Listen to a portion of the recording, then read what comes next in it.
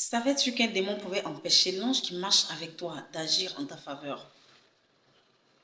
Tout simplement parce que la puissance de ce démon est supérieure à celle de ton ange.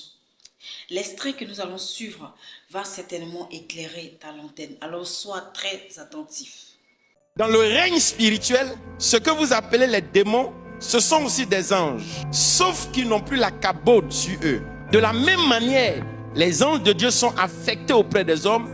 Vous avez aussi des démons qui sont aussi affectés auprès des hommes. Donc une personne qui dans le monde tisse des alliances avec le diable, au fur et à mesure qu'il évolue, il a des démons qui lui sont affectés. Toi aussi, au fur et à mesure que tu avances avec le Seigneur, il y a des anges qui te sont affectés. Donc quand on commence à combattre, quand on rentre dans le combat spirituel, si ton ange est supérieur à la personne avec laquelle tu combats, qui lui a un démon, naturellement, tu as la victoire sans effort. Mais quand ton ange n'a pas la capacité de combattre, ton ange sait qu'il n'est pas de la classe pour combattre avec l'autre. Il s'abstient. Mais dès lors que c'est Dieu et que ce sont des anges de Dieu, naturellement, ils doivent avoir la victoire sur tout.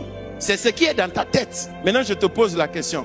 Est-ce que tu réussis dans tous tes combats? Pourquoi tu ne réussis pas dans tous tes combats? C'est parce que le règne spirituel fonctionne en degrés et en autorité. Le règne spirituel ne connaît pas chrétien, ne connaît pas païen. Ce que je retiens de cet extrait, c'est que l'ange qui marche avec un enfant de Dieu peut être très faible face à la puissance d'un démon. Si tu le penses également, viens prendre ce bouquin intitulé La discipline de la prière quotidienne du chrétien pour une vie de prière exaucée. Dans ce bouquin, il y a des sujets de prière qui vont redonner de la force à ton ange. Il y a des sujets de prière qui vont redonner de la puissance à l'ange qui marche avec toi. Donc, n'hésite pas et viens prendre ce livre qui est tellement riche, je vous assure.